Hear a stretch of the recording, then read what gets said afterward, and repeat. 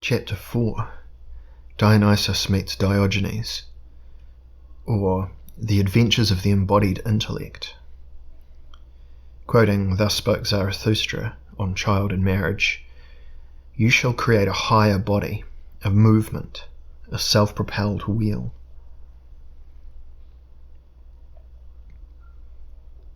The construction of the tragic stage and the birth of tragedy, as we have suggested, was in itself a preparation for the appearance of Zarathustra. The Nietzsche of the early 1870s, however, was as little aware of this as his contemporary readers were. What he did sense very clearly, though, was that the first tremor of a philosophical earthquake had been registered in his book.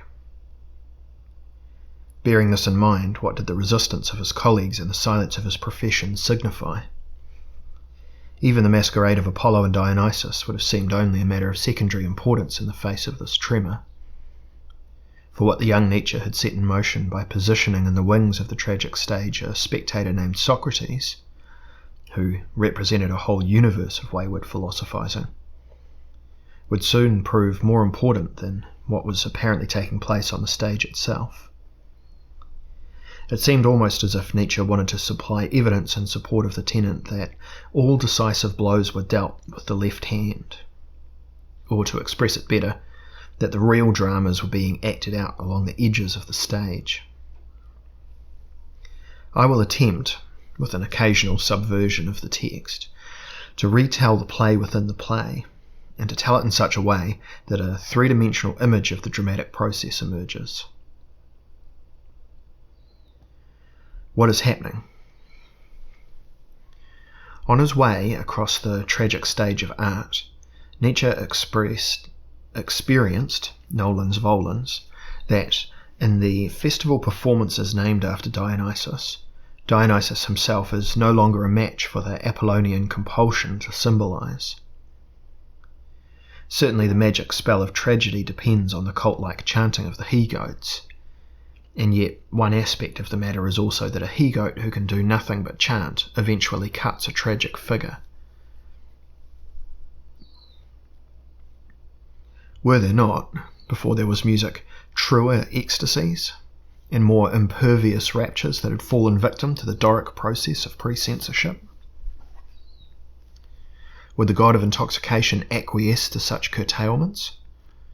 Would he not be compelled to fly into a rage over this aesthetic swindle of sacrifice? Had not the form his revenge would take already been predetermined by destiny? An unobtrusive figure appears in the wings of the theatre. His name is Socrates, and we should caution the reader that this is a pseudonym, or at least not the man's full name. This figure indicates no understanding for the sublimity of the play, and does not take part in the artistic intoxication of the others.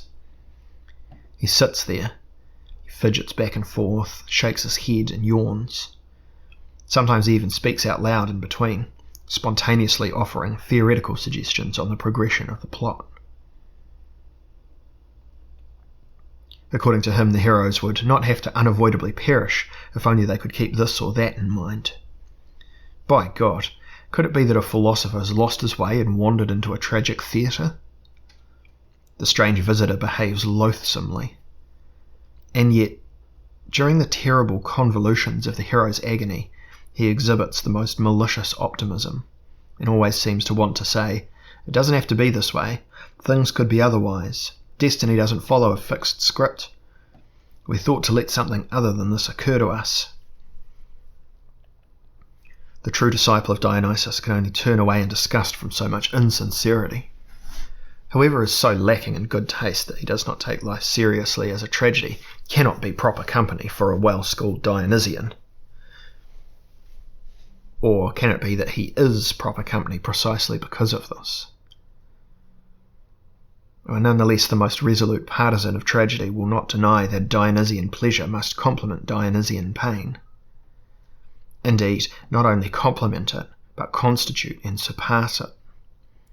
The fact that this pleasure hides behind the masks of optimism and comfort would correspond completely to the abysmal superficiality that one must credit to the playful god of intoxication. Is it not part of the essence of tragedy that it is reflected in comedy? Does not the pain want to vanish so that pleasure can stake its own claim to eternity? In any case, the Dionysian, or should one say fan of Dionysus, is alarmed. He knows there is someone in the audience whom he must dismiss as contemptible at first glance, but whom he also cannot afford to let out of his sight. His presence has something unsettling about it. Perhaps he is an unforeseen incarnation of a god. He looks like an idiot, a tramp, like a reasoning ape, but who can know for sure? Perhaps he has a cunning mask of a god, which would lead us to conclude that he is a smiling god. From his smiles, deities have sprung forth. From his tears have sprung forth men, so goes the myth. On the other hand, one never imagined that the laughter of a god could be so insipid. This guy always laughs at the wrong moment. He laughs off the mark. He speaks when he shouldn't. He sits where he shouldn't. And he understands nothing of the dramas of individuation, nothing of the metaphysical convolutions of heroes, and nothing of the murderous violence inherent in the dilemmas. For if he did understand, how could he still laugh? If he were prepared to unite in compassion with the god, how could he then abandon himself to his vulgar gaiety, rubbing his belly, and under the open sky of the tragic stage reduce the deity to a good man? All of this notwithstanding, the shallow buffoon hangs about obstinately in the retinue of the deity. The only thing that can be noted to his credit is that he does not allow himself to be thrown off by any of the contempt shown towards him. He avoids all questions as to what he is looking for here, or whether he belongs there at all, with an ironic wink, as if he does not quite comprehend what the words "look for" or "belong" mean. The more sublime things become, the more idiotic his laughter sounds. The more ceremoniously the symbols are spread out, the more energetically he shakes his ugly head and makes counter-proposals in the face of destiny. Is he not a stain on the magnificent vestments of Dionysus? But maybe he also has something to do with the terrible truth of the god. Perhaps it is his embarrassing mission to favour the mediocre over the profound. Perhaps he has been given the terrible duty of informing us that the truth is really not so terrible after all. We would then have to concede that Dionysus was not the most terrible of all deities, because his terror is not absolute. A god in whom we sincerely want to believe should at least not be ironic. Dionysus is up to no good with the sincere believers among his followers.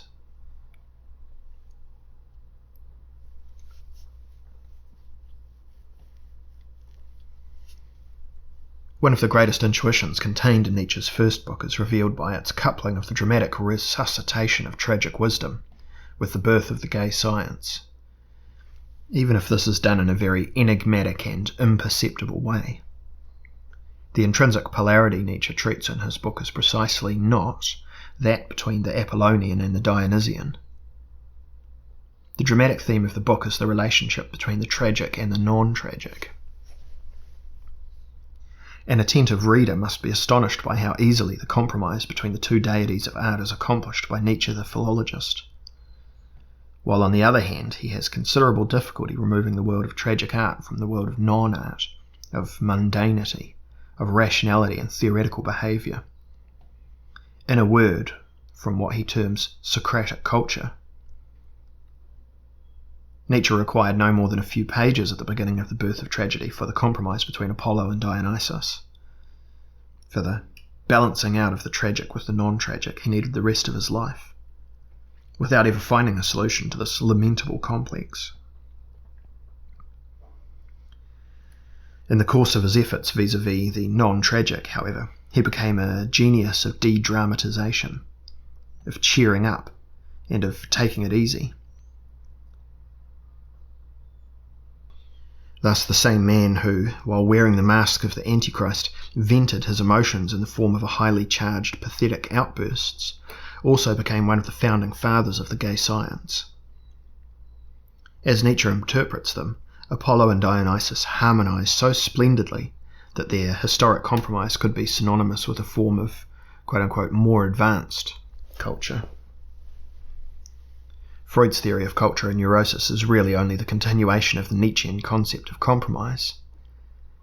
However, Dionysus, the embodiment of divine vitality, cannot bear to be honoured exclusively at the altars of this more advanced culture. All along, he has also laid claim to the wild side, and is therefore also called the god to come, commend, not least of all because he is as thrilling as sexual ecstasy. Which is the most commend experience that human beings know. His domain is the wilderness of intoxication, to the extent that this also represents a vital experience for human beings within culture. Culture is possible only if that which is older than it supports it, and remains preserved within it.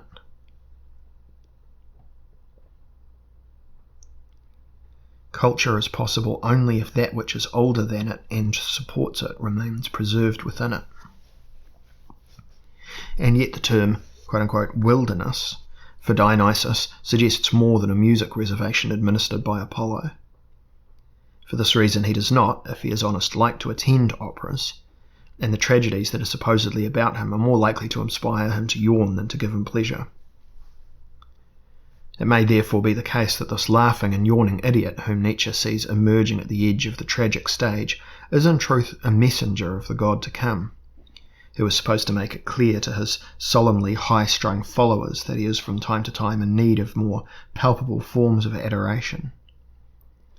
If tragedy will be forever only an orgy in place of an orgy, the fact will ultimately prove to be an argument against tragedy, no matter how sympathetic we are to the advantages to be gained from the substitution. In order to punish, but also to caution, the friends of tragedy, Dionysus resolves to give them the initiative, to come to their senses through a messenger whom they will in all likelihood not believe, so that they will most certainly miss the god behind the pretext of his cult. They would then possess the unmisleading sense. For the masked truths Nietzsche substantiated. Do we now understand the immeasurable consequences that must result from the introduction of this philosophizing spectator? Through his introduction, as banal as he may seem at first glance, the Dionysian phenomenon, which was initially only postulated, and which had been put on ice by the forces of Apollo, could be set in motion in an unforeseen manner. The petrified wrestling match between Apollo and Dionysus could be transformed back into a vital struggle, provided the Dionysian front was no longer acknowledged as existing only in the tragic spectacle, but also, and above all, in the discreet play of the non-tragic.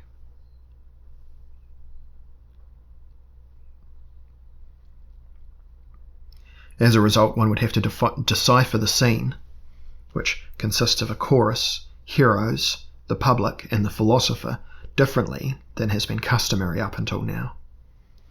Certainly the god would appear, as Nietzsche shows, further objectified and illustrated by Apollo, and at the same time as a dream image of the chorus, as the suffering hero on the tragic stage. But what if he were also to appear unillustrated, unveranschaulicht, within the audience itself in the guise of a vulgar, philosophizing fool who makes fun of the heroes, the tragedies, and the whole world of the symbolic? What if Dionysus were no longer alone in his futile assault on the Apollonian impulses of representation? Perhaps he could, while he waltzes across the orchestra pit in the convulsions of his dilemma, also sit in the balcony and enjoy the spectacle he is making. Perhaps this blasphemous amusement signifies the essential and most consequential breakthrough on the part of the Dionysian through the fissure of culture. Because Dionysus has denounced the absence of a divine wilderness in the innermost religion of culture, does he not, more than anyone else, have the right to sneer at its symbolizations? Only the god of the theatre can dare to ask, what is the point of theatre?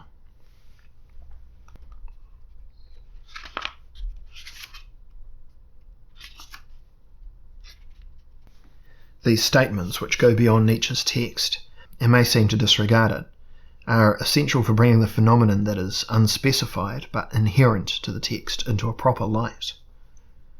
For when Nietzsche supplements his thoughts on tragedy with those on non-tragedy, of course he does this reluctantly and in open conflict with his tragic, heroic élan, he is preparing the way for the insight that, in the future, we will have to reckon with a twofold manifestation of the Dionysian, a higher one and a lower one that is symbolic and one that is pantomimic, one that is celebratory and one which is commonplace, one spectacular and one imperceptible.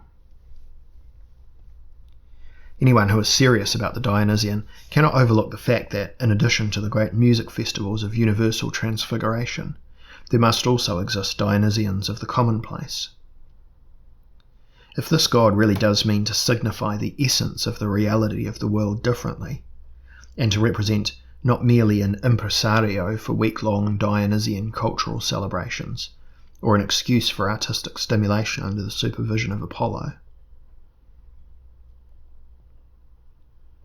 music festivals of universal ecstasy, from Pergamum to Bayreuth, why not? But can the Dionysian calendar be satisfied with only 2 weeks of festivities? Is the always approaching commenda god sufficiently honoured by one debauch per year? And even if it is true that a year-long orgy would be a contradiction in itself, and that it is part of the fundamental structure of the festival to whirl past in great cycles, the truth of the gods must be preserved and shown respect in an appropriate manner during the periods of his absence. The orgies cannot become chronic, but the truth of the orgy, this absorption of the individual consciousness into an enraptured non-objectivity that releases it from the misery of individuation, can and must also be elevated to the status of an unpretentious keepsake. More than anyone, Nietzsche has again put us on the trail to the proper name of this keepsake. For 2,500 years, it has been known as philosophy. It is unbelievable. As long as it has existed, philosophy has, with a few suspect exceptions, presented itself as the opposite of all that which the most ordinary understanding would define as the Dionysian. From the very beginning, it presented itself in a favourable light as tranquillity itself, seeking the cheerfulness of spirit, and existing only in the higher realm of ideas. And now it is suggested that philosophy is fundamentally a manifestation of the Dionysian, appearing incognito as something unobtrusive, hermetic and far removed from tragedy. The plausibility of this suggestion stands and falls with that of the initial assumptions, that there must necessarily be Dionysians of the commonplace, that the truth of Dionysus also knows a non-tragic means for manifesting itself, and that therefore a suspension of consciousness is developed that deciphers the arrival of the god in the 1,000 ordinary things that, because of their everyday occurrence among us, make up what we refer to as the world. Assuming that this is all true, it is obvious why the philosophical thought that had become scholastic had to have experienced great difficulty in defining itself from the very beginning, because it has ever since been communicated best whenever it has itself forgotten that for which it had originally stood. In Nietzsche's Birth of Tragedy, the veil is pulled back a bit from the mystery for the first time. Accordingly, the Dionysian calm after the storm appears as the authentic philosophy. It is the celebration of the commonplace in the light of excess, A haze of post-orgiastic thoughtfulness therefore surrounds all original thought. The ecstasy vanishes, order returns once again, and the everyday resumes its course. But the astonishment remains. The elevated universal experience, or universal fusion of intoxication, has an obscure after effect. Somewhere, should we say within, the Dionysian fissure gapes open like an abyss, or a nothingness into which everything that comes along will henceforth sink like something monstrous, even if it is the most unobtrusive and commonplace.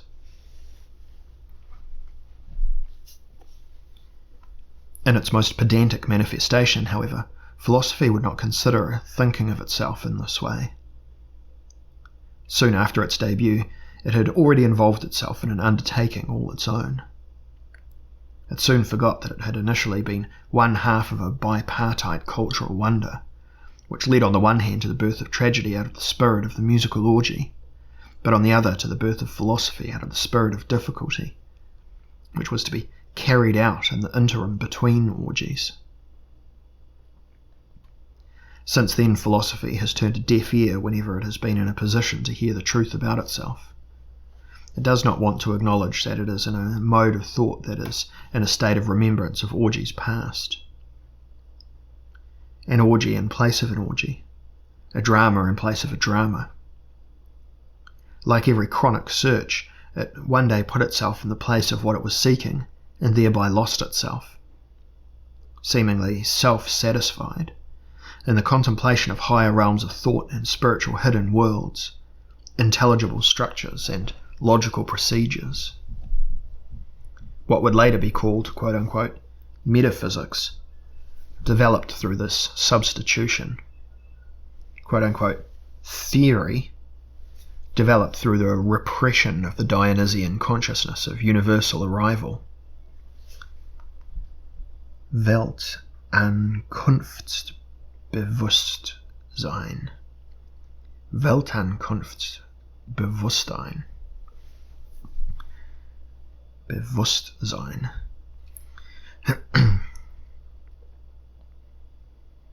Theory developed through the repression of the Dionysian consciousness of universal arrival, by the objectifying and stagnant worldview. Both have left a very deep impression on the history of the West. In both, a dominion of a truth is announced, the consequences of which seem incalculable.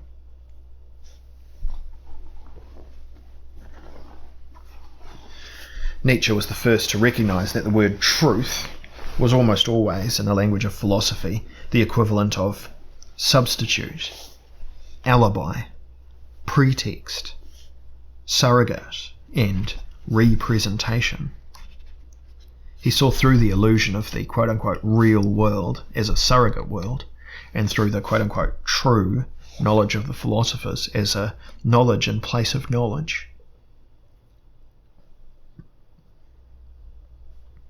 Philosophical truth was for him always a quote-unquote truth that stands in place of something else.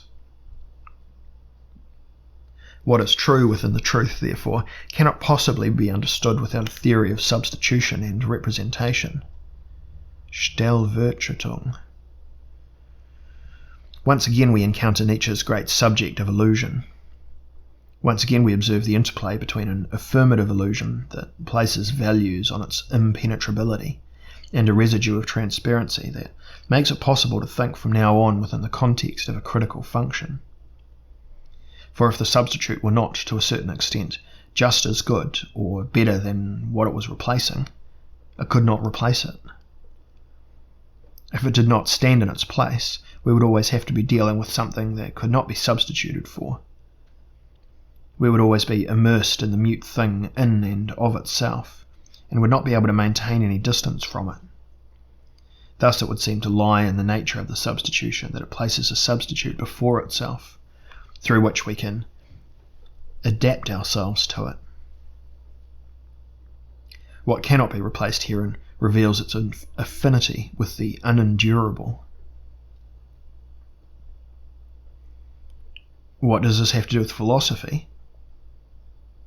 or naturally these surrogate Dionysians, who have established themselves as hard-hearted lovers of knowledge, belong in some way to the Dionysian phenomenon, because they could not replace it otherwise.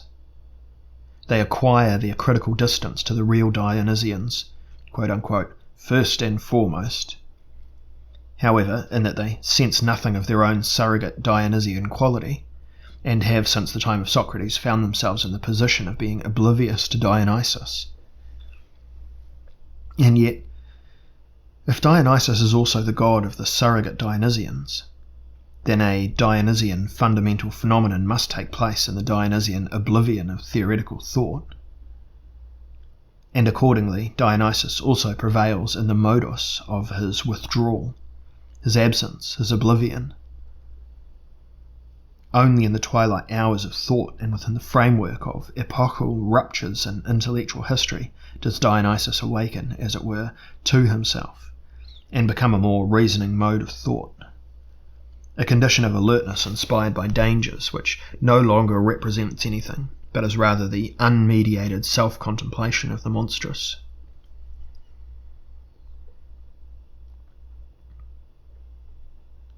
Does this suggest merely a variation on Heidegger's thought, which is not yet decided between parody and paraphrase? One would have to say instead that Heidegger has transposed Nietzsche's parody of philosophy into an unauthorized, melancholic key.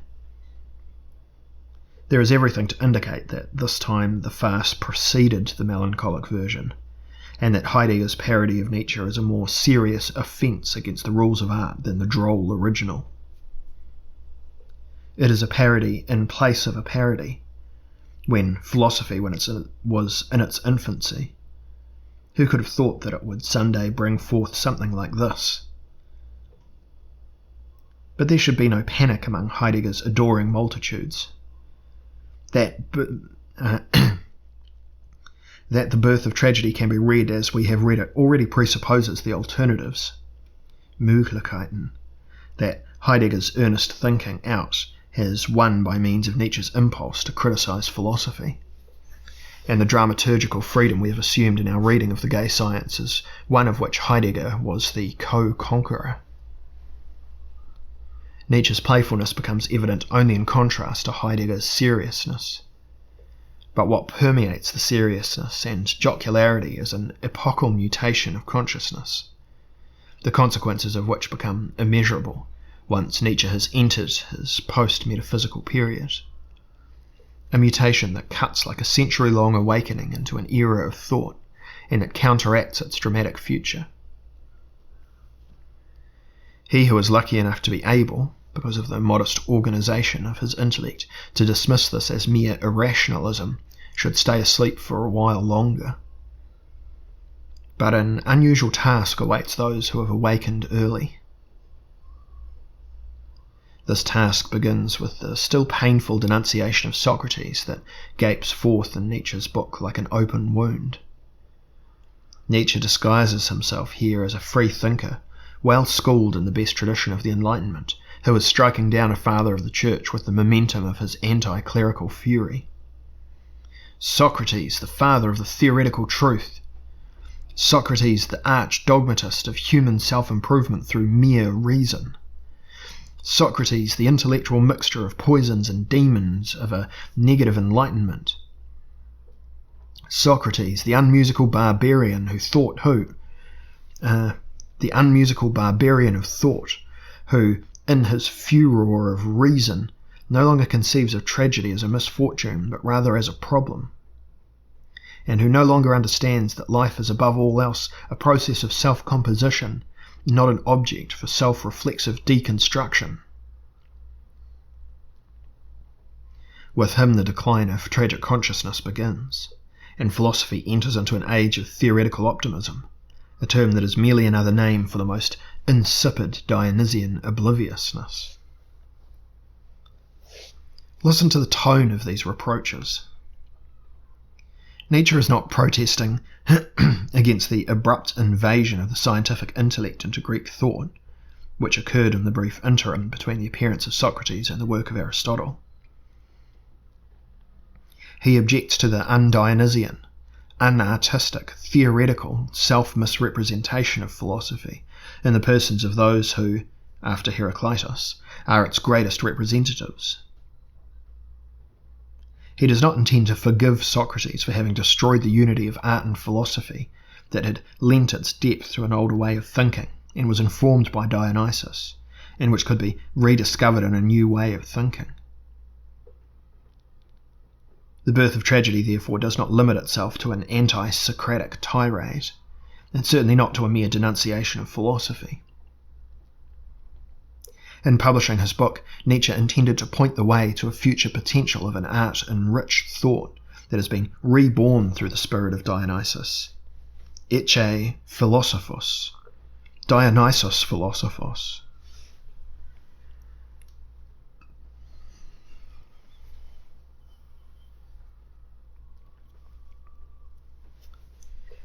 In this early book, Nietzsche has already initiated a radical restylization of the philosophical intellect. Even in his great reprimand of Socrates, his intention is to save the thinker from his merely theoretical obsession. If philosophy is art. If the philosopher is possibly only a clever he-goat in a state of post-orgiastic meditation, then the concerns of Dionysus are not lost theoretically. Two alternatives are available, through which the he-goat could dispense with his theoretical horns. Nietzsche has taken both into consideration. The theoretical Socrates could be rehabilitated through Dionysus as a music-making, or as a raving Socrates. The first path had already been offered to the ancient Socrates, if the legend is correct, by his demon, who this time spoke to him, not to dissuade him, as he usually did, but to challenge him. Socrates, make music! For Nietzsche, this meant that a philosopher could be forgiven for anything, except for being musically deficient. However, to the extent that Socrates represented the incarnation of the concept-weaving unmusicality, he really did lead philosophy in a direction that was unforgivable. Nietzsche does not, however, view this false step as irreversible. Had not Schopenhauer, in his Metaphysics of Music, already broken through the wall that divided the philosophical universe from the musical one? Was not Wagner a living example of the fact that it was possible to unite the genius of music with the tragically ideal in earlier doctrines of truth? And above all, was not Nietzsche himself already involved in testing a new union of the divided spheres? As far as the raving Socrates was concerned, a figure who would assume a significance as great as it was clandestine in Nietzsche's later writing, he need only read what Diogenes hawked to Laertius in his Lives and Thoughts of the Famous Philosophers through his namesake from Sinope. Here we read Socrates Meinominos. The phrase was coined by no less than Plato. And what could be read beyond this? A collection of anecdotes on a capricious, malicious, life-drenched doctrine of wisdom that refused to constitute a philosophy. It was enough to offer Nietzsche, the artist-theoretician who despaired of theoretical thought, advice he should never forget. This would all point to the trace of the almost physical, untheoretical spirituality of the character type that was Dionysian, and yet non-tragic. In future writings, Nietzsche will mention his ancient source only with an averted gaze. Only with the protection of a psychological and moralistic incognito can he succeed in following the ancient trail, spur, and in profiting from it to a degree that would exceed anything imaginable. Quote, something cynical, perhaps something weighty, end quote, will now come into play in all of his works. Nietzsche's discretion here is easy to understand. By openly establishing a connection with the irreverent bravura of the cynical writers, he refers to them, as we will recall in The Birth of Tragedy, in the course of his criticism of the Platonic dialogue, as the equivalent of the novel form of ideas. Of the novel form for ideas. He would have disavowed his stance of tragic, aristocratic self-stylization in which he, the eternal royal child, Königskind, had invested so much. He would have had to make two admissions at once, when the one, that there was a non-tragic manifestation of the Dionysian, was already difficult enough. He only succeeded in making the second admission right at the very end. He admitted that there might also be a plebeian form of greatness. For in spite of everything, there appears, within the earliest form of cynicism, an indespicable plebeian gallantry as the amor fati of the poor scoundrel. Indeed, as in Crates, there appears in poverty, as a chosen way of life, a rare sovereignty. More than any individual detail, there is a wild sense for the price of freedom, and he would experience the denunciation of the lies of comfort and the beautiful antics of the middle path. In the primary representations of cynicism, an impressive denial of the authority of man-made laws is revealed, expressed in the decision to submit himself without cultural trimmings to the majesty of the physis. Here the term physis does not mean the paragon of the object world, or the gear-work of an obdurate cosmic causality.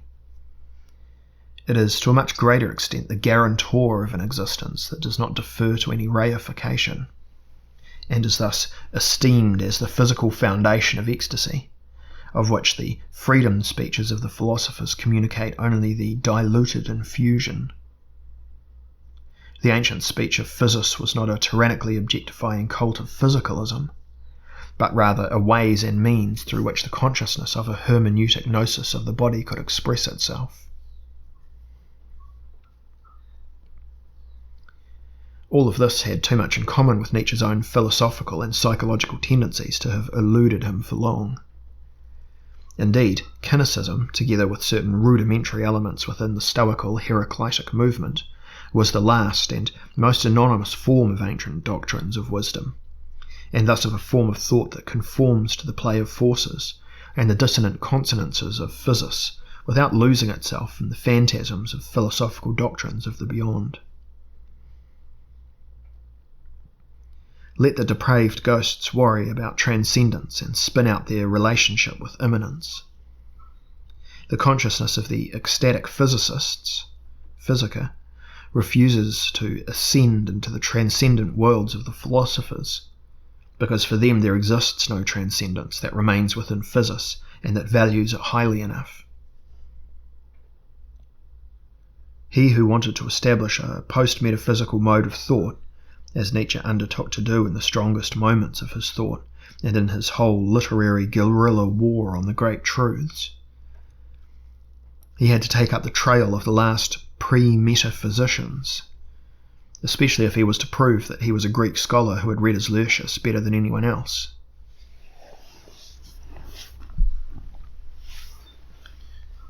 But what does it mean to take up the trail of a consciousness that, because it lacks the will to theory, and does not believe in the vital significance of speculation, has left hardly a trace behind it? What constitutes the trail of this consciousness, which has disappeared almost without a trace?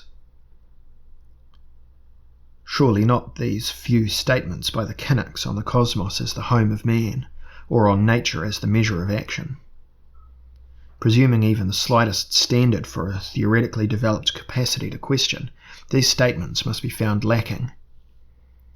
The dominion of cynicism lies elsewhere, in its habitus, its mood, its infatuation with the current, and its style. This oscillates whenever it is authentically re-embodied between didactic pantomime and satirical, quote-unquote, checkered writing, satyr plays of the body and the pen. Thus the concept of literature comes into play here for a second time with a specific emphasis. Again, Nietzsche violates the rules of his profession with his brightly checkered literalization of philosophy, no differently than the way in which he had, during his initial appearance on stage, already strayed from the framework of what was permissible within the context of philology. It was precisely in doing this that he, somewhat surreptitiously, but also with a decisiveness that leaves no room for any doubt, takes up the thread of that which has stretched from the cynical writers of antiquity through countless entanglements into modernity. The gay science begins to spin its vestments from this thread. It will soon openly speak its name in the title of a subsequent book.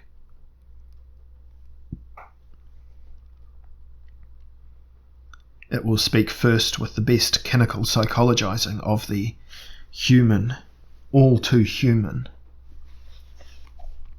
of the petty, malignant truths of the commonplace that the blind gaze of theoretical sight has already overlooked. Without literature, no truth. Without psychology, no alertness. Without cynicism, no freedom to call things by their names. And yet one should not delude oneself about the status of Nietzsche's psychology. However much it flirts with the perspective of the natural sciences and the stupidity of British positivism, however much it purports to flee into the Apollonian and plays out the role of a cold presence of mind in the face of former ecstasies, this psychology has, at its impulsive core, long since been not a theoretical undertaking, but instead a dramatic one. It organises Dionysians of civility and excesses of disillusionment. Dionysus, cool. Nietzsche wrote in retrospect, here from page 302, "But he who is related to me by the height of desire thereby experiences the true ecstasies of learning. There is absolutely no prouder and at the same refined type of book. Here and there they achieve the height of what can be achieved on earth." Cynicism. One has to conquer them with the most tender fingers, as well as with the bravest fists. It is the same Dionysian impulse that gives the author an unparalleled understanding of the psychodramatic tissue of ancient tragedy, and at the same time opens his eyes to the Dionysians of the commonplace, the satyr plays of the banal, and the circles of hell of the all-too-human. As an aesthetician as well as a psychologist, Nietzsche becomes the mouthpiece of a consequential Dionysian invasion of the theoretical and moralistic culture of modern bourgeois society. It is true that, in his twofold presence as orgy participant and psychologist, as Dionysian hero and critical rogue, Nietzsche brings to light a character who is anything but straightforward. He is modern, with all the implications of that term, and as such does not omit the self-contradiction and ambivalence that belongs to modernism. He is decadent, a man who has been seriously wounded by culture and all its resultant ramifications, the most valuable of which appear openly unequivocal with time. As E.M. Cioran had correctly observed, quote, "His misery was therapeutic for us. He opened up the era of complexes." End quote. His was indeed a serious case, and yet nothing could prevent him from discovering in himself deeper reserves of healthiness than anyone could have credited him with, considering his wound. His laughter was unfounded. The experience of his life did not justify it. Perhaps because of this he was authorized, as no one else had been, to state that pleasure, even within the context of sorely tested existence, was a deeper phenomenon than pain. In any case, he had, as over-serious intellect, discovered something that was uncomplicated within a condition of complexity. A halcyon cheerfulness with which he veiled the news of the terrible truth.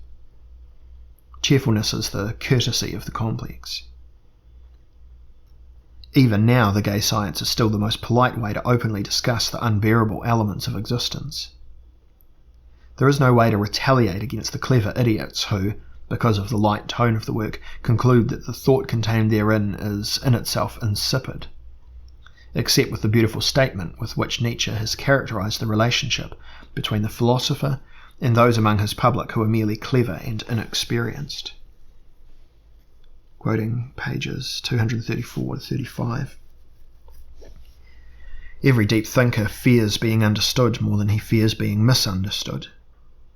The latter wounds his vanity, perhaps, but the former wounds his heart. His sense of compassion, which always responds, why do the likes of you want to suffer as I do?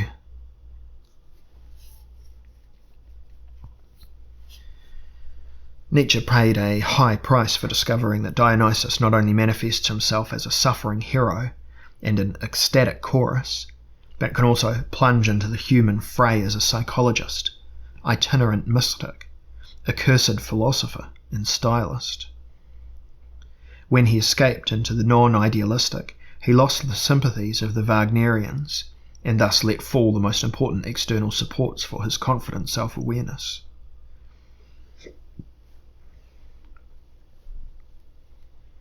Anyone who studies Nietzsche's inner conflicts during the period of his separation from the cult of Wagner, and from the constraints of the academic chair in Basel, will find it hard to avoid speaking of a social death, a categorical, existential and philosophical separation. For those who have entered into the psychonautical circle, a social death is inevitable. Only it can bring to the end the interplay between the collective and the personal lies of life, which unite so gladly around common values. I praise you, you praise me, we both lie. But he who is experiencing a social death because he has begun to find himself can no longer be helped by anything general or by any external encouragement. Whoever believes that he is engaged in real thought without having first peered into the abyss of his own singularity is merely trying to convince himself that he is thinking. He dreams a conformist's dream and wishes it were the dream of a critical consciousness.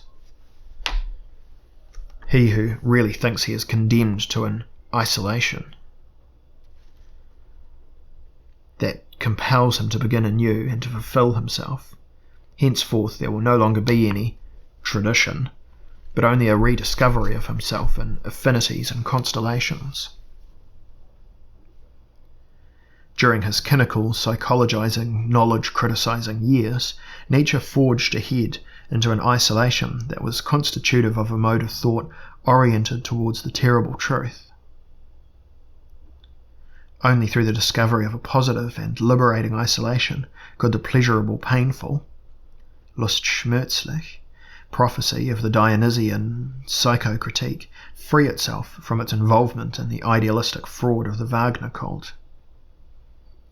Because isolation exonerated him from all considerations, Nietzsche was quickly able to free himself from the false classicist mannerisms that still cling to his book on tragedy.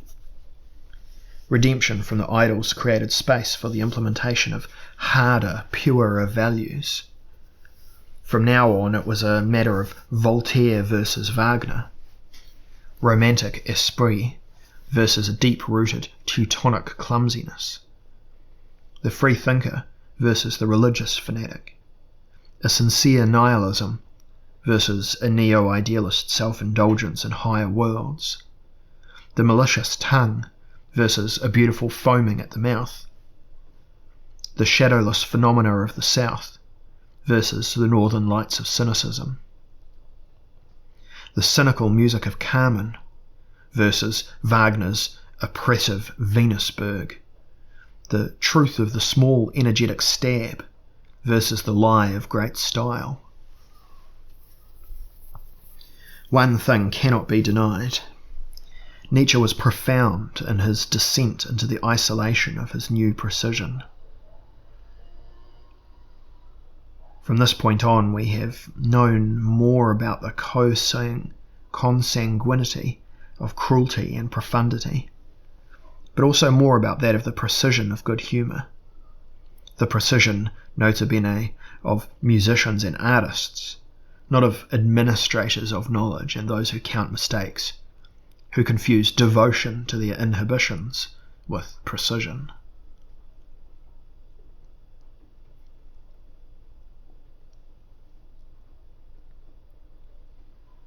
He who shoots off theorems like arrows and gives out bites like statements must believe that he can rely on what he is saying having an effect on the pain-pleasure scale, index veri, for the author as well as for the public. Nietzsche practiced this belief as only a true believer can.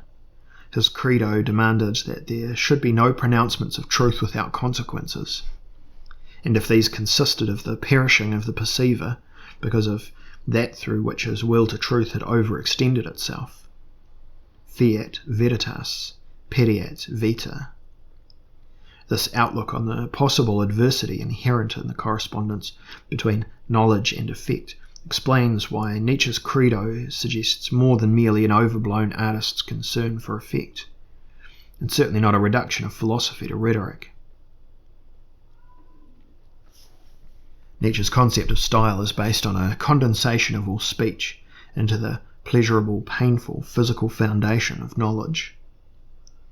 In his pronouncements on truth, the truth itself begins to become concrete, not in Lenin's sense, which ultimately confused truth with grenades and allowed its concreteness to atrophy into a strategic brutality called, quote-unquote, praxis.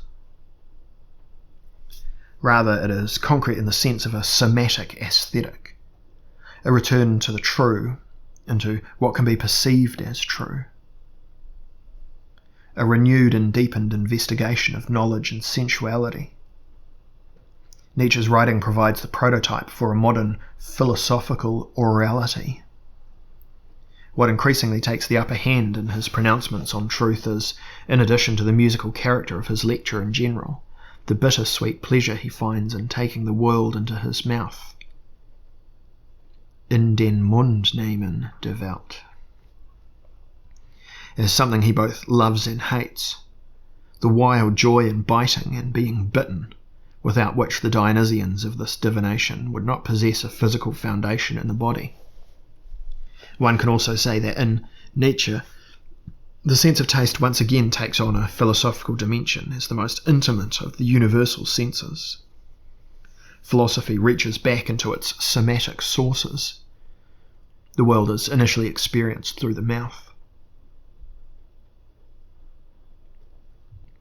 For this reason, Nietzsche's critique of knowledge and psychology, particularly that of the middle period, does not comprise a soul-soothing theory, even though it does borrow from the grammatical structure and philosophical vocabulary of such a theory. His theory is an oral guerrilla campaign. It is true that his philosophical, psychocritical writings are presented in a glittering Apollonian prose that, with its malicious simplicity, feigns contempt for any merely theoretical complexity. But these writings, with their forced rationalism and positivistic petulance, should be read as oral Dionysus in miniature. They are the bites, screams and leaps, transformed into language, of a psyche compelled to communicate its cool state of delirium alongside the constant arrival of the world. Ankunft. Nietzsche is trying out a way of speaking that gushes forth from the speaker so quickly, so precisely, so dryly, so calculatedly, and so fatally that for a moment the difference between life and speech seems to have disappeared. In the moments of the highest oral intensity, that which is said is consumed in the act of saying it. All representations are reduced to ashes in the act of being expressed. There are no longer any semantics, only gesticulations. No longer any ideas, only tropes of energy.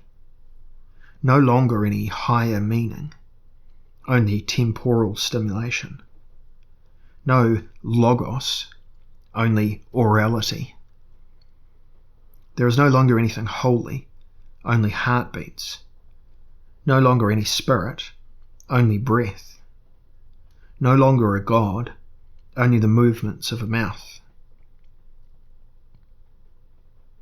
Who can wonder at the fact that up until this day this language has been in search of those who understand it? It is the language of the post-metaphysical human being, and perhaps only a sort of children's language as well, a return to a joyful orality at the heights of culture.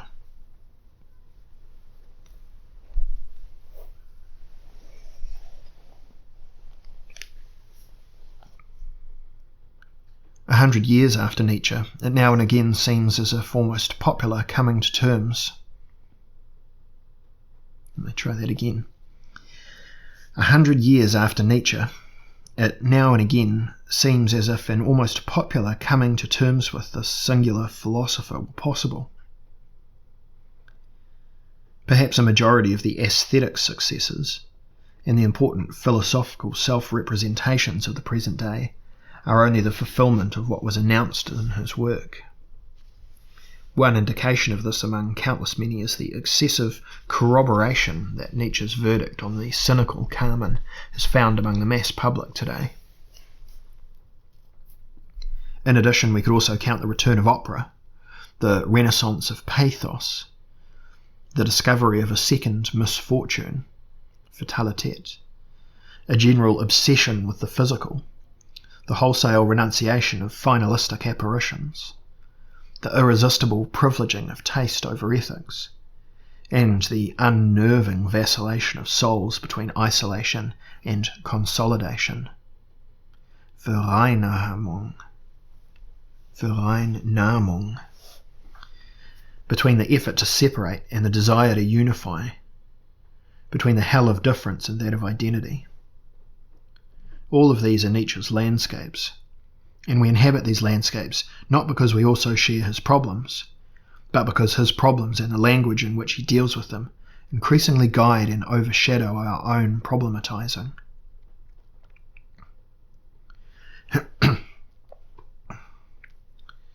Taste instead of ethics. Where will it lead?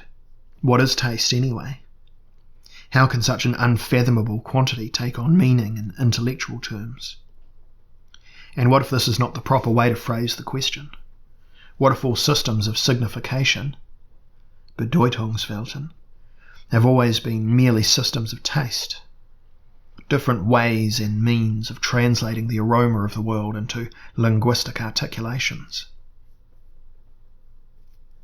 Could it not be that all metaphysical doctrines have only served to coat the bitter pill of life in the sweet confection of an assigned meaning? Quote, "And you tell me, friends, that there is no disputing of taste and tasting, but all of life is a dispute of taste and tasting." End quote. Have not all the great methods for organizing the world been merely manipulations of taste? It is no coincidence that the words cosmology and cosmetics have the same root. And all philosophical statements only perfumed attempts to stifle the unbearable fumes. Let me try and read that sentence again without the parenthesis. Have not all the great methods for organizing the world been merely manipulations of taste, and all philosophical statements only perfumed attempts to stifle the unbearable fumes of the universal sewer and the effort involved in conceptualization? Psychology tells us that taste is the most intimate, the most universal sense of perception, and Heidegger tells us that moods explain the world.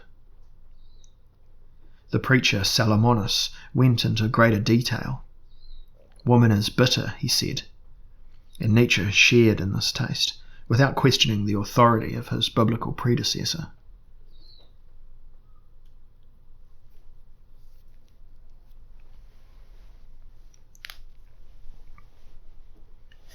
Nietzsche's exceptional position among the modern philosophical authors is grounded above all, in my opinion, on the fact that, like almost no other thinker before him, he focused his reflections exclusively on the interplay between mood and taste. He was a philosophizing stylist because he consciously adapted his writing to the modi of orality. speaking with an extraordinary intensity of moods, keys, variations of taste, levels of volume and tempi. He was the first philosopher to grasp that language itself, style itself, and expression itself were nothing other than lifeless pseudo-Platonisms, from which the remains of life were fleeing. As a consequence, the expression of truth in itself came to halt for him. How truths were expressed was from then on their own affair, and was relative to the mood, Stimmung, of the instrument upon which they were played, the excitable body. The reverse side of this insight would read as follows: eliminate the excitability of the body, and you will win one, quote-unquote, truth. Wearing the mask of Zarathustra, Nietzsche was the one who, as the first modernist, and without having been a Sufi, came upon a truth that wanted to be danced.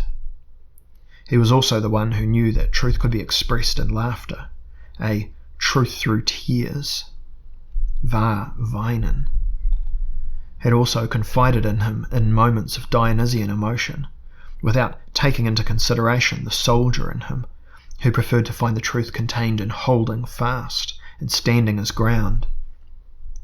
And what could be said about the Wahrkotzen, truth through vomiting, that presented itself as an accompanying symptom of the severe migraine headaches that plagued the flayed body of the writer who had so little flair for lying?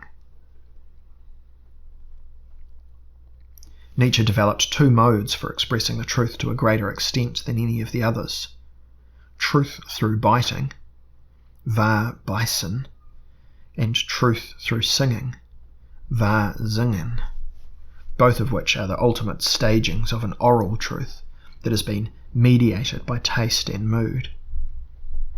Truth through biting is the prototypical gesture of a psychological writing of the clinical type of unmasking, which oscillates between a biting to death that causes him to suffer, whether through obtrusiveness, quote, "the cattle among my friends, mere Germans, by your leave," end quote, or through deprivation. Did he not refer to Lou Salome after the disappointment as that, quote, "withered, dirty, foul-smelling little ape with her false tits," end quote? And the desirously precise, cruel and tender nibbling at subjects with which mere contemplation would accomplish nothing in the face of a sensual hunger for knowledge. Nietzsche knew truth through singing as a gesture that legitimately appeared with anyone who had learned, through great suffering, to cherish the value of good moments. Quote, "Singing is for those who are convalescing. The healthy man prefers to speak," end quote. A man who had to bite through entire worlds of constraints and deficiencies. A man who was too sensitive, who wanted too much, but who was also like an eternal convalescent, so happy to be able to celebrate in song a few great recoveries. Nietzsche exercised in his work a body of writing that brought to light, between the small bite and the great melos, between laconism and the dithyramb, an unmistakable individuality. This wonderfully mobile and well-trained body of language executed leaps and handstands, which even today could not be performed by anyone who was theoretically motionless and on ice, even if he published fat-bodied theories of aesthetic experience. But Nietzsche's capers would be fundamentally misrepresented if we were to see in them only vigorous asides to serious questions of truth. In them was manifested, precisely as it was in his flights of pathos, a Dionysian subversion of the esprit de sérieux, with which the modern world, with its theoretical and moralistic dominions of sentiment, is leadenly weighed down. In his physicality of language, Sprachkörperlichkeit, he wanted to announce a new ethics. Phooey, but do we still react this way today? Of thought. He wanted to announce a new ethics of thought. Nietzsche's holy lesson in behaviour is recommended as would be a hygienic or dietetic measure, a sort of intellectual and spiritual musical training, as a mental gymnastics course for practising a new psychophysical ethics of intensity. Nietzsche knew that there was nothing more improper than a lack of energy that appears disguised as a science. He sensed that there was nothing more suspect than a fear of the truth that passed itself off as critical consciousness, and nothing more perverse than an inability to recognise that which confused itself with circumspection. Above all, Nietzsche developed a thoroughly volatile sense for the obscenity of the so-called communication of subjects, who are not sufficiently daring in how they express themselves. How he hated the phenomenon which George Grosz later caricatured in his Republican automatons, these functionaries of their own selves, these display window mannequins of their own essence. He uncovered the vampirism inherent not only in the Christian ethic, but to an even greater extent to that of a moralistic theoretical culture. I am certain that in the long run this will prove to be the more important of Nietzsche's reassessment of values. The quote-unquote unmasking of Christianity as a movement of resentment and as an epochal deadly assault may prove insignificant when compared to the uncovering of the physicality of thought. This is not a mode of thought that concentrates on the body, and not a playing off of the physical against the intellectual. Rather, it is a physical intellectuality in which the drama of a post-metaphysics appears.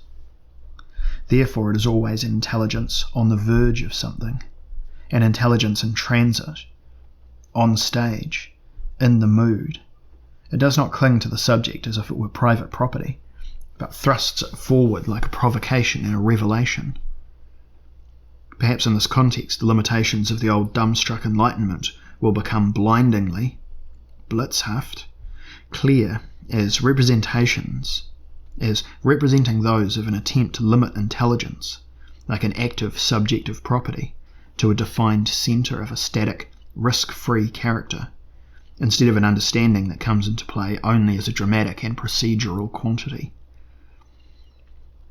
Beyond the illusion of the propertied individual that has distorted every aspect of life and modernity. Nietzsche recognised intelligence as the virtue of the wanderer and psychonaut, and as a component at work in the make-up of the seafarer, of whom he wrote, "Indeed, we philosophers and free spirits feel, when we hear the news that the old God is dead, as if a new dawn shone on us. Our heart overflows with gratitude, amazement, premonitions, expectation. At long last the horizon again appears free to us, even if it should not be bright. At long last our ships may venture out again, venture out to face any danger. All the daring of the lover of knowledge is permitted again. The sea, our sea, lies open again. Perhaps there has never yet been such an open sea." In each of these cases it is a way of thinking that, in its fundamental concepts and basic operations, still utilises dramatic categories. No, it is a phenomenon that can only still fulfill itself in categories that exist because of their analogy to drama. Tragoedia facta est quod philosophia fuit. Within this dramaturgy of the spirit, no statements are valid, only scenes. No ideas, only plot lines. No discourses, only provocations. Thinking is the phenomenon of thought, the adventure of the perceiver, the drama of dramas. Nietzsche encircles this phenomenal cleverness with a ring of sparkling metaphors of open seas, sea journeys, tightrope walking, alpine or nomadic metaphors of fragrance, sound, trembling and surging, metaphors of gushing forth, rupturing, rolling forth from oneself, overflowing, ejaculation, parturition. And all of these images reveal a phenomenal intellect that is searching, creative, testing in nature, a logos polytropos, which signifies nothing other than a brightness, helazine, of the body on its great journey out of the earth and around the world. It is important to stress here that in Nietzsche, as in all post-metaphysicians of the Dionysian type in general, it is never a matter of organising a compensatory justice. We cannot permit ourselves to be caught up in Nietzsche's rhetoric on this point. His self-awareness of his creation of epochs did not have real historical philosophical significance. What this author is doing does not constitute a pure enthronement of sensuality, which was supposed to be helped back to its proper place after the theoretical ascetic excesses of the Western ratio. Post-metaphysical reflection is not intended to be a balancing mechanism against an excess of anything, something intelligible as opposed to something sensitive. It is also not a new beginning after something has ended, such as the return of the body after an era of disembodiment has run its course. And it is also not the sunrise of great honesty after an age of hypocrisy. What is it then, if not any of these? It is the constantly self-accomplishing deepening of subjectivity, of the universally open in the body's process of becoming more linguistic and more universally yielding, which is enriched in the course of its conscientious composition of self with increases in cohesion. Does this mean that the relationship between body and intellect has been reversed, seemingly contrary to all metaphysical principles? In the place of logos being made flesh, it would seem that now physis has become language. But even this formulation is incorrect, for this does not occur in its place, but rather becomes apparent as the fundamental phenomenon that, from time immemorial, has also encompassed the word becoming flesh. The process of the physis becoming illuminated and lingual is much older than the descent of logos into the body, both older and more historically powerful. What we call incarnation, and in doing so we unhesitatingly think of Christian Platonism and its modern surrogate manifestations, is merely an episode within the eternal linguistic and spiritual resplendence, Aufleuchten, of the physis, which has been going on forever. Presumably in the dawn of advanced culture, the impression must have occurred that there existed an autonomous sphere of ideas, values, deities and commandments, which would have to descend into the physical world in order to accomplish its spiritualizing work.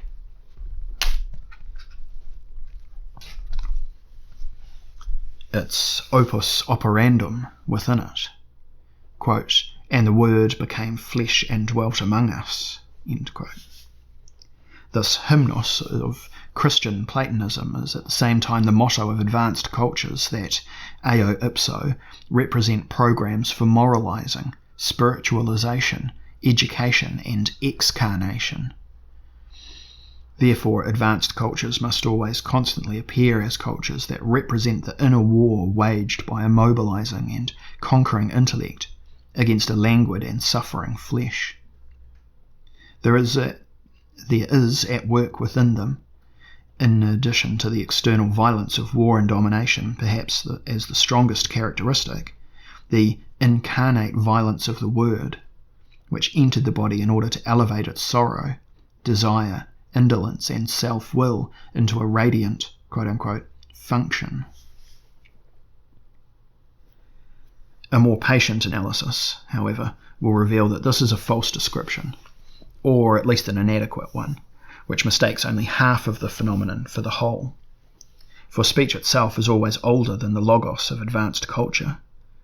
From the very beginning, bodies have had their moods, their taste, their excitation, before an empowering word could dictate to them what they were to say or incarnate. Since human existence depends on sharing, teilen, and communicating, mitteilen, because of older somatic fundamentals, no real foundation exists for a logos that would prefer to cut itself away from its physical foundation in order to tyrannically monopolize it. Logos is merely the parasite of an older linguistic predilection that responds only secondarily and in a highly cultured way to the violence and catastrophic conditions of the civilizing process. Logos always creeps upward along the unendurability of a universal condition, within which life appears as something that must be overcome, and, if not as this, then at least as something that is meant to be observed from above. Thus the old affinity between spiritualization and mortification, both of which are symptoms of logopathy, of advanced culture. But even the excesses of logification are only the bifurcations of the primary communicativity of the living, which still has the capacity to recognize itself in its abuses. Does Nietzsche's own work corroborate these observations? I believe he is one of the few thinkers to fulfill, in an exemplary manner and from a modern perspective, the tendency to become language, which is inherent in physis. He was a genius of correspondences. He survived the experience of universal arrival and concession, of excitation and resonance, of phenomenon and correspondence, in an overwhelming way. Looking back on the ecstasies he experienced during the writing of Zarathustra, he found astonishing formulations for the surplus of words that were available for expressing the factual manner of life.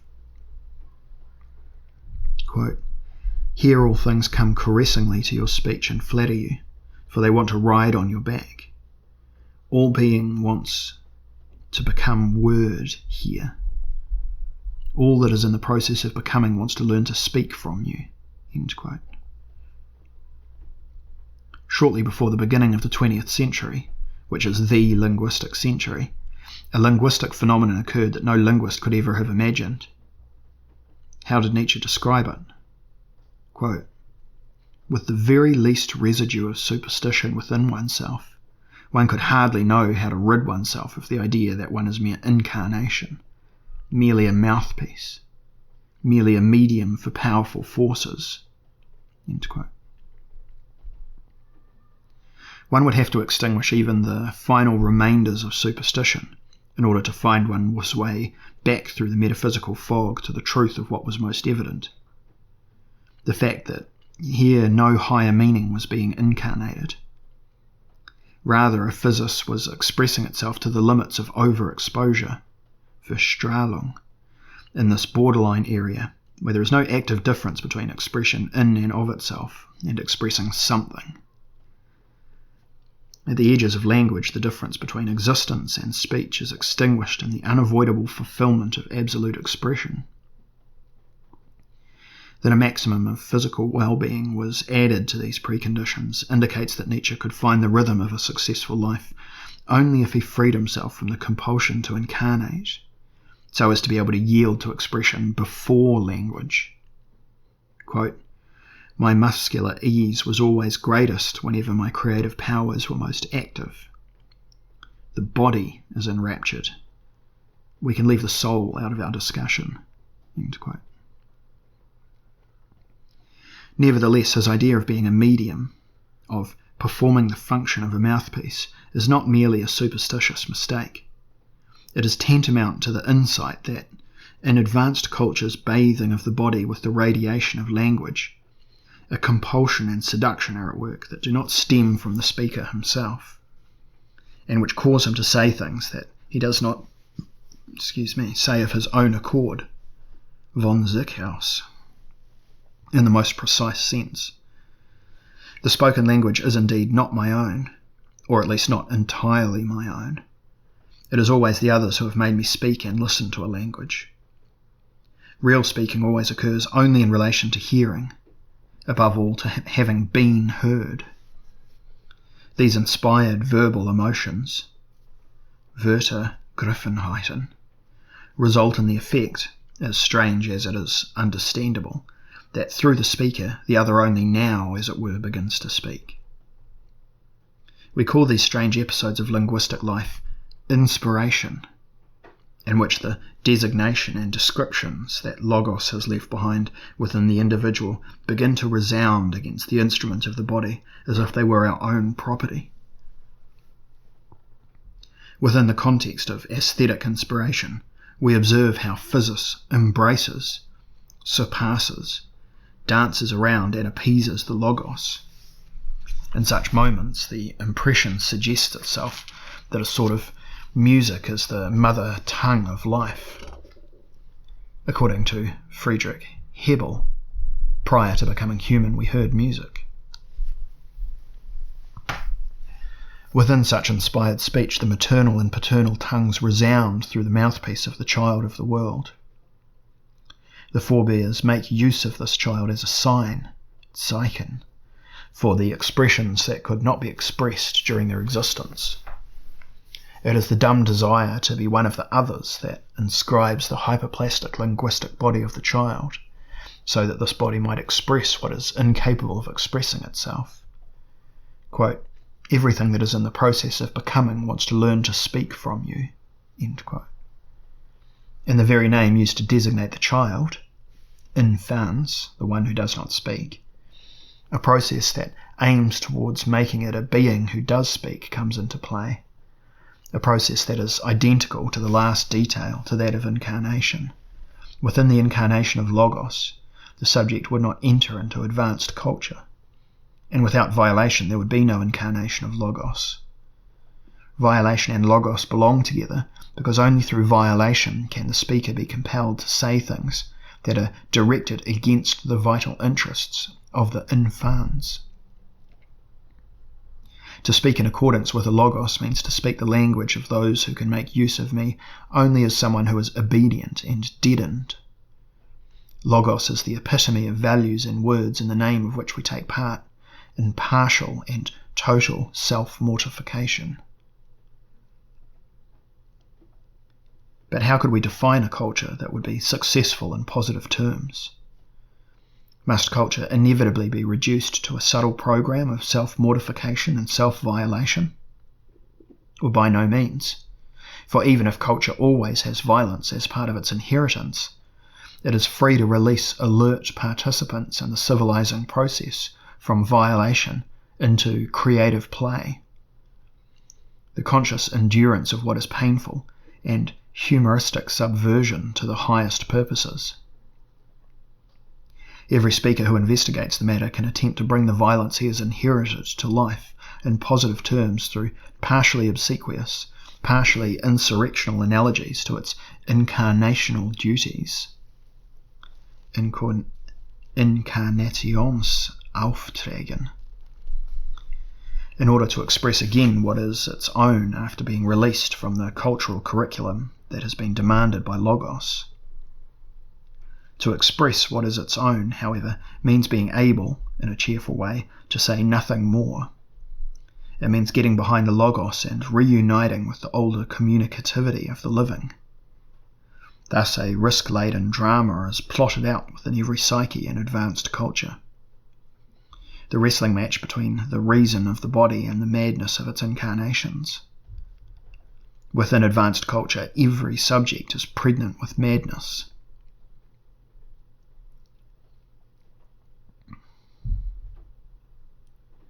In Nietzsche, a drama of madness results whenever Dionysus meets Diogenes. In the preceding discussion, we have played with the question of which post-Zarathustrian mask would remain available to this thinker after he played himself out in the impossible role of the non-religious originator to the very limits of what is humanly possible. Now it becomes clear that this question has been incorrectly phrased. A subsequent mask would have been inconceivable on the stage upon which the drama has been carried out up to this point. Only the countenances that belong to the speaker's program for incarnation can appear upon the stage. After all, only one decision remains, whether to demolish the stage, an act that is tantamount to the suspension of the attempt at incarnation, or to escape into the madness of a final embodiment, the fatal process of becoming a god. Whenever Dionysus encounters Diogenes, this decision comes into play. It is the final performance of civilization, performed within the fragile body of an individual upon whom is thrust what he, quote, was never permitted to want, end quote.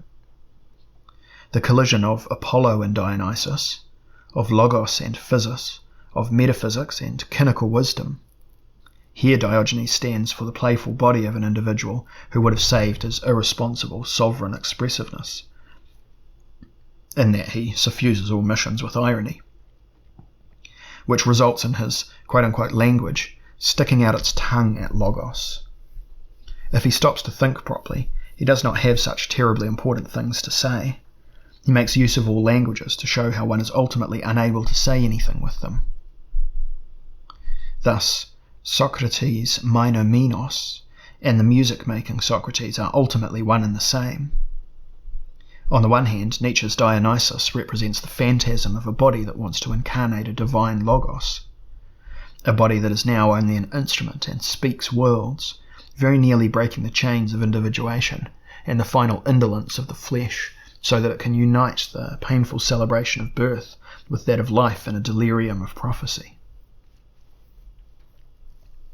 For an empirical individual, however, this incarnation of Dionysus is the unendurable, pure and simple, identical to the manifestation of the unendurable, away from which all paths of culture lead towards what is endurable. No one, without having been prepared by something that is beyond the imaginable, can endure the shock effects of Dionysian radiation, and almost no one survives being immersed in what is unimaginable and irreparable. Nietzsche's metaphysical thesis on art provides the most impressive explanation for this. The compulsion towards art permeates existence on all levels. The unendurable must redeem itself into what can be endured. The irreparable must allow itself to be replaced. The unimaginable must allow itself to be represented. The irresponsible must accept responsibility for itself. What is immediately incommunicable must be communicated, and the indivisible must be broken up so that it can endure itself. The presence must be brought back into the representation, because pure presence, apart from the unavailable exception of the mystical, is synonymous with the unendurable for human beings within the status quo. This is where Diogenes makes his appearance, the crazy man who announces the deaths of God, logos, the empowered world, morality. He is the Dionysian saviour from what is all too Dionysian. Because he has made it his business to experience the extremes, he has alerted himself to the possibility of adventuring in the intermediate sights. Held up before the backdrop of the Dionysian, banality begins to shine abysmally enough. And wherever this shining appears to be the most life-enhancing, there sits Diogenes in his sunlight, lazy and deep, weary and happy. The personified denial of explosion, the illuminated prophylaxis against deadly radiation, the protector of the everyday, and the thinker of a Dionysian endurability. Diogenes warns the Dionysian philosopher against being ensnared in the trap of incarnation. He reminds him that there is no logos that would have authorized us to embody Dionysus. The ingenious corporeality of life itself already is Dionysus, and every duplication of this primary corporeality through the embodiment of an imaginary Dionysus could only lead to madness. Diogenes helps the Dionysian thinker to resist embodying God directly, and being destroyed by the horror of the extraordinary. He protects him from burning too quickly. Thus Diogenes, to a certain extent, incarnates the non-incarnation. He demonstrates his contented state of having nothing to say, and lives an existence that playfully withdraws from all duty. He practices, with the greatest presence of mind, the art of winning away from the empowered word a meaning that was intended by the powers themselves. He is the master of the art of subversion through humour. Diogenes opposes the pseudo-Platonic, as well as spiritual Christian and modern moralistic hysteria of incarnation, to the body's a priori attitude of "leave me in peace," which in itself already speaks enough. The question as to the composition of Nietzsche's mask is, at base, a question as to the possibility of bringing the moralistic theatre of incarnation of European metaphysics to an end. According to Nietzsche's response to this question, everything that has played a part in the fate of this thinker, even if only remotely, is remembered as horrible. Horrible because, among other things, no one who has glanced even briefly behind the curtain of Western rationality can still pretend that Nietzsche's descent into madness was a private affair. This descent was, on the contrary, the individual recapitulation of an entire civilization, an exemplary sacrifice that, next to the death of Socrates and the slaughter of Jesus, represents a third unforgettable statement on the relationship between the empowered word and the expression of life within Western culture. Quote, "Not only the reason of millennia, but their madness too breaks out in us. It is dangerous to be an heir." End quote. In his Dionysian farewell performance, Nietzsche sought reasons with which he could, in spite of everything, affirm his tormented life. This incarnation of the impossible. What would he not have given for the chance to breathe a sigh of relief within the context of an everyday existence that would have allowed him to let the matter of God, auf sich, rest and no longer violate his body, the miserable carriage horse. He longed, because of the confusion of his compulsion towards incarnation, for an ultimate nakedness and simplicity. It is not least of all because of this that the word cynicism so frequently haunts the writings of his last conscious years. Perhaps then even a professorship in Basel would have been good for something as a form of being, and the naked existence of a god could not have been as trying and compromising. He would have had no more cultural gold in his body, which would have had to be exchanged for acknowledgement as a royal child and given away because of the collapse of the treasury. He would have done something that was his own. He could have given culture its due, taken a fragment of unavoidable logos upon himself, and at the same time fulfilled his task of incarnation honestly and artfully. Only then would he have been able to release himself to do what he was. Only then would he have been able to release himself to what he was. Not a word become flesh, which irritated the dry masculine body with hopeless pregnancies. Not a historical idea that dragged the body behind it as a melancholy casualty, but a silent, spiritually rich, playful physis, a concrete individuality beyond missions and resignations.